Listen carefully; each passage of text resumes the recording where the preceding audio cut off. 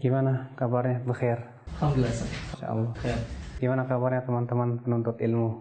Alhamdulillah mereka semuanya semangat dalam menuntut ilmu. Hanya mungkin ada beberapa hal yang perlu nasihat dari antum buat teman-teman juga sebagai penuntut ilmu agar mereka dalam mencari ilmunya tambah semangat dan juga lebih bisa mendekatkan diri kepada Allah Subhanahu wa taala dan ikhlasan. Memang betul ya. Masalah menuntut ilmu itu kita penting untuk memperhatikan adab-adab, memperhatikan daripada berbagai macam hal-hal, bukan hanya sebatas semangat untuk menuntut ilmu. Assalamualaikum. Assalamualaikum. Bikhair Ustaz. Fadhal, ya. Sehat. Sehat. Alhamdulillah. Alhamdulillah sehat. Alhamdulillah. Dari mana nih? Alhamdulillah dari kampung Ustaz. Iya 2 minggu pulang, kemarin liburan. Ya bersama istri, anak-anak gitu Ustaz. Alhamdulillah. Bagaimana kabar di kampung, bagaimana? Alhamdulillah ya? Ustaz sehat. Orang tua sehat ya? Orang tua sehat. Alhamdulillah. Mereka titip salam dengan antum Ustaz. Waalaikumsalam warahmatullahi. Nah, ini Ustaz, kemarin dalam 2 minggu itu istri ikut bertanya juga ya tentang adab safar itu Ustaz. Jadi kalau dalam safar kan disebut safar tuh mulainya kapan gitu Ustaz. Nah, terus berkaitan juga dengan sholat ya. Kapan kita menjamak, kapan kita mengqashar. Nah itu istri agak bertanya kepada anak dan anak belum memberikan penjelasan yang kurang lengkap gitu ya. Jadi beliau menitipkan pertanyaan ke anak, ke antum gitu Ustaz. Gitu. Mohon dijelaskan gitu Ustaz. Safar sebetulnya terjadi ikhtilaf para ulama tentang kapan disebut safar. Namun yang dirojikan oleh Syekhul Islam Taimiyah rahimahullah bahwa safar itu dikembalikan kepada adat istiadat setempat. Karena kaidah mengatakan bahwa suatu dalil yang tidak ada batasannya dalam syariat, maka itu dikembalikan kepada uruf. Maka kalau di suatu uruf di situ dianggap itu sebagai sebuah safar, maka pada waktu itu dianggap sebagai safar. Dan banyak para ulama dan banyak para sahabat memandang bahwa seseorang disebut safar dan diperbolehkan dia untuk mengqashar adalah ketika ia mufaraqatul bunyan, meninggalkan bangunan-bangunan kota gitu. Disebutkan dalam sebuah asar bahwa Ali bin Abi Thalib ya ketika ia pergi meninggalkan kota Madinah beberapa mil, padahal bangunan kota masih terlihat, tapi sudah meninggalkan bangunan-bangunan kota, beliau sudah mulai safar. Dalam hadis juga disebutkan bahwa Rasulullah SAW sholat di kota Madinah sempurna, kemudian beliau keluar ke Dzul Hulaifah, beliau sudah mengqashar, padahal Dzul Hulaifah dengan kota Madinah itu hanya 10 kilo saja. Demikian pula disebutkan dalam hadis Rasulullah SAW dari Mekah menuju Mina, di Mina beliau mengqashar juga, padahal jarak antara Mekah dengan Mina hanya 12 kilo. Demikian pula para penduduk kota Mekah pun ikut mengqashar bersama Rasulullah SAW di Mina. Sehingga kata mereka bahwa kalau kita meninggalkan kota, yaitu bangunan-bangunan kota tersebut, maka pada waktu itu kita sudah keluar kota. Berarti dari situ kita sudah boleh mulai mengqashar daripada sholat kita. Allahu a'lam. Baik. Terus Ustaz? Apakah memulai qashar itu selama perjalanan ataukah selama anak 2 minggu melakukan safar itu Ustaz? Kemudian apakah anak boleh menjamak di semua dalam 2 minggu itu atau pada saat perjalanan saja? Oh ya, mungkin di sini ada 2 permasalahan atau 3 permasalahan ya. Yang pertama, kapan mulai qashar. Yang kedua, tentang berapa lama kita mengqashar. Yang ketiga, kapan kita boleh menjamak sholat. Yang pertama, kapan kita mulai mengqashar, sudah kita sebutkan tadi. Pendapat banyak para ulama dan ini banyak para sahabat bahwa mufaraqatul bunyan adalah batasan, itu meninggalkan bangunan-bangunan desa kota, itu adalah merupakan batasan seseorang untuk mulai mengqashar. Maka ketika kita meninggalkan kota Jakarta dan sudah meninggalkan bangunan-bangunan kota Jakarta, maka pada waktu itu ya kita sudah boleh mulai untuk mengqashar.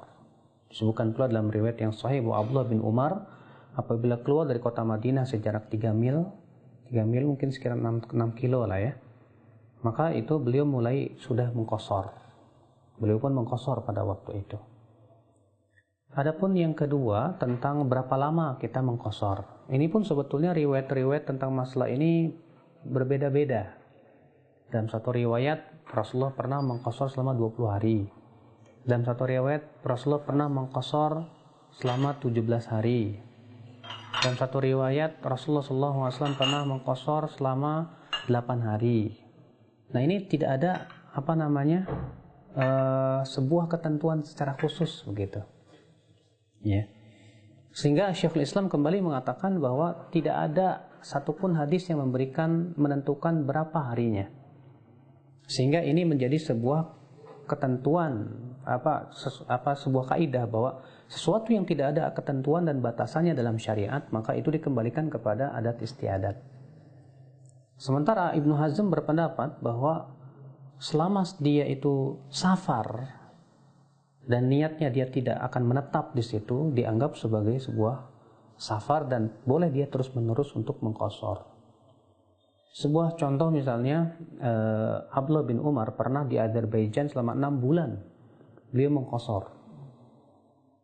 Tapi tidak mungkin ada orang berkata, saya tinggal di sini cuma 2 tahun kok, saya mengqashar terus. Secara uruf tidak mungkin seseorang dikatakan 2 tahun itu terus-menerus safar, kan begitu. Maka kalau misalnya antum pergi ke desa 2 minggu saja, cuma hanya sebatas untuk mengunjungi orang tua, kemudian pulang lagi, toh rumah kita kan bukan di situ. Maka pada waktu itu diperbolehkan terus-menerus kita mengqashar sholat. Nah, terjadi khilaf juga para ulama, apakah mengqashar itu wajib hukumnya atau sunnah muakkadah.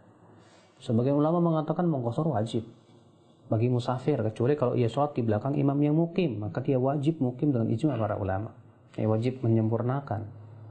Dasarnya apa? Hadis Aisyah radhiyallahu anha bahwa asalnya sholat itu 2 rakaat. Kemudian ditetapkan untuk sholat safar dan untuk mukim maka ditambah. Sehingga atas dasar ini sebagian ulama mengatakan mengqashar itu hukumnya wajib. Sementara jumhur mengatakan tidak, itu hukumnya sunnah muakkadah. Berdasarkan perbuatan Aisyah, demikian pula Utsman bin Affan, di mana Aisyah pernah menyempurnakan sholatnya di waktu safar, demikian pula Utsman bin Affan radhiyallahu anhum ajma'in.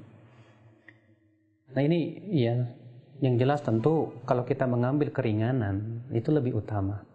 Sebagaimana dalam hadis, innallaha yuhibbu an tu'ta rukhasuhu, Allah suka untuk didatangi rukhsahnya, keringanannya, sebagaimana suka untuk dijauhi maksiatnya. Adapun yang ketiga, kapan kita boleh menjamak? Sebetulnya jamak itu bukan kekhususan musafir ya. Mukim pun boleh menjamak. Berdasarkan riwayat Ibnu Abbas dan riwayat Nasai bahwa Rasulullah SAW pernah menjamak zuhur dan asar di kota Madinah tanpa ada takut, tanpa ada hujan. Lalu Ibnu Abbas ditanya, kenapa? Kata beliau, li'alla yuharrij ummatahu, supaya tidak memberatkan umatnya, tidak merepotkan umatnya. Sehingga kata Syekh Albani dan para ulama, ini menunjukkan bahwa jama' itu disyariatkan ketika ada haraj, sesuatu yang merepotkan. Berarti kalau kita tidak repot, dalam artian kita bisa melakukan sholat itu tanpa ada kerepotan pada waktunya masing-masing, maka pada waktu itu tidak disyariatkan kita untuk menjama'. Yang disyariatkan menjama' adalah ketika kita ada kerepotan, ketika hujan, ketika angin kencang, atau kita ada kerepotan, misalnya kita ada rapat yang sangat penting misalnya, atau kita sedang belanja yang dikhawatirkan kita lupa, atau yang dalam perjalanan safar. Itu semua disyariatkan dan diperbolehkan kita untuk menjama' 2 sholat. Tadi kan mengenai beliau berangkat bersama istri saat ya. Bagaimana dengan orang yang berangkat sendirian saat? Artinya apakah ada sunnah-sunnahnya yang dikerjakan oleh orang yang safar? Katanya kan ada yang mengatakan sholat 2 rakaat ketika pergi dan pulang. Apakah benar demikian? Dan ketika pulang ke rumah itu, ketika menemui istri, ada artinya juga. Mungkin bisa disampaikan, Ustaz. Oh iya, tentu ya, di sana ada adab-adab yang harus kita perhatikan ketika safar. Yang pertama, hendaknya safar kita itu safar dalam rangka sesuatu yang dihalalkan oleh Allah. Jangan safar yang sifatnya maksiat, karena itu dilarang oleh Allah Subhanahu wa taala. Kemudian yang kedua yang harus kita perhatikan adalah yaitu kita berusaha untuk memperhatikan adab ketika keluar rumah. Rasulullah SAW mengajarkan kepada kita kalau keluar rumah untuk mengatakan Bismillah tawakkaltu 'ala Allah la haula wa la quwata illa billah.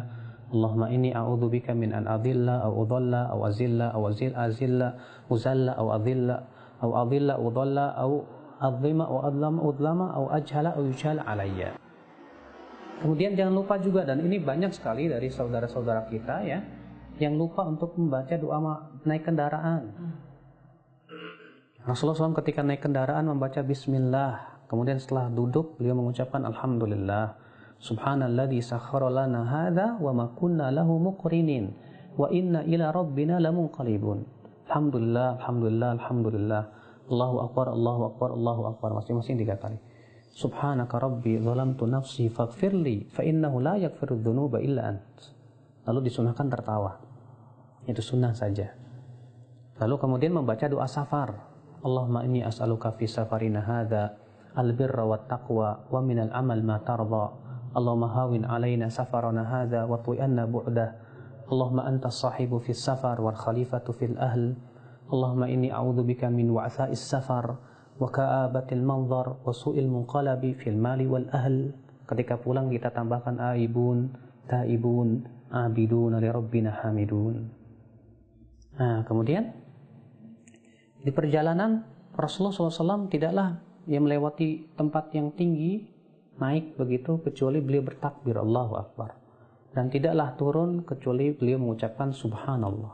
Kalau kita naik pesawat misalnya, ya naik pesawat sudah mulai landas, tinggal landas, itu kita ucapkan Allahu Akbar, karena kita ini terkadang lupa untuk membaca perkara seperti itu yang disunahkan oleh Rasulullah SAW. Kemudian ketika safar kita sangat dianjurkan banyak-banyak berdoa. Kenapa? Karena dakwatul musafir itu termasuk doa orang sedang safar, itu termasuk yang diijabah oleh Allah Subhanahu wa taala. Kita banyak-banyak berdoa dan banyak-banyak waktu safar itu beramal kebaikan. Iya, kenapa? Karena waktu safar adalah waktu yang di situ dikatakan oleh Rasulullah qit'atu minal adab. Ya, bagian daripada adab gitu kan. Sementara semakin berat, semakin besar pahalanya di sisi Allah Subhanahu wa taala. Nah, kemudian ketika kita pulang disunahkan untuk sholat 2 rakaat. Kita pergi dulu ke masjid yang dekat rumah kita, kemudian sholat 2 rakaat, baru kemudian pulang ke rumah. Itu sunnah hukumnya. Adapun sholat mau pergi safar saya tidak tahu dalilnya. Yang saya ketahui hanyalah hadis tentang sholat 2 rakaat ketika keluar rumah dan masuk ke rumah. Ya, Wallahu a'lam. Jazakallah Ustaz. Allah barik fiik insyaallah. Fadhil silakan minum teh. Oh ya.